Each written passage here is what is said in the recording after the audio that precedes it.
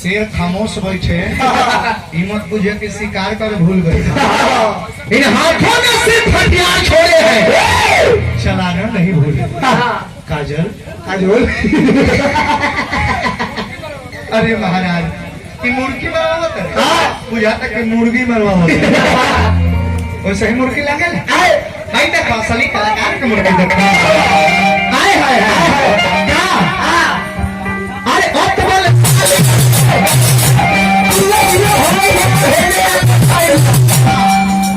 Simple मुर्गी रहा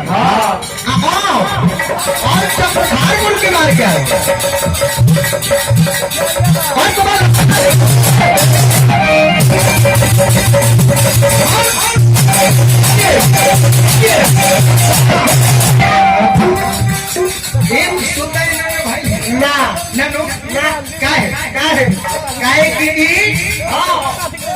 लयदार कलाकार भोजन भोजन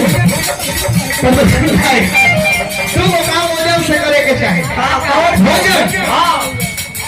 अब भोजन से करबो तो कहियो भोजन के कमी ना हमें तो चिठिया दी हमरा दी काम का बना दी देखो माला लेके पुष्प के हार लेके आ रहल बानी। हार्दिक वंदन अभिनंदन रहे।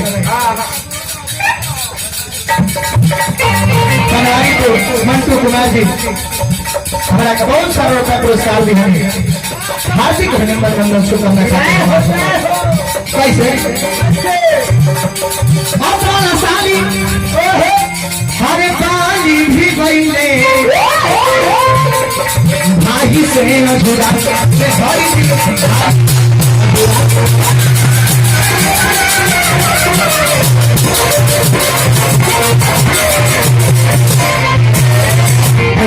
बहुत ही सुंदर कलाकार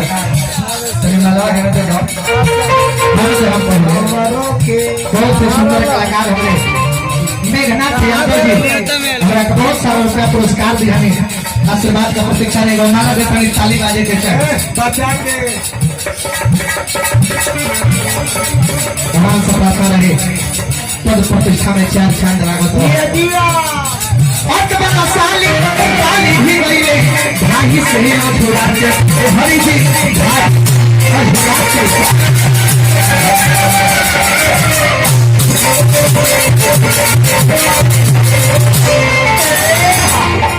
भाई हमारे सूरज सवरिया जी बहुत ही सुंदर कलाकार भाई हमारा पुरस्कार में भाईचारा हो आप कोनो दिक्कत नहीं है हिल जाओ हमारा सब प्रार्थना रही पद प्रतिष्ठा में चार चांद लागो कका ए बाबा कि विश्व विजेता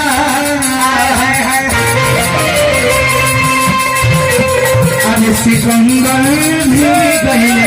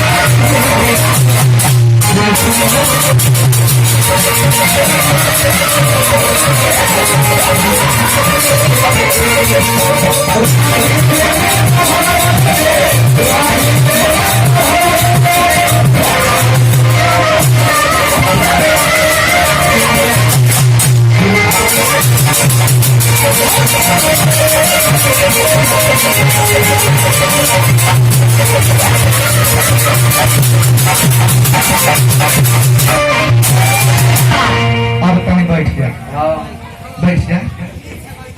बड़ा ही सुंदर सुंदर कथा प्रसंग, बड़ा ही सुंदर परिवार के ऊपर गीत एगो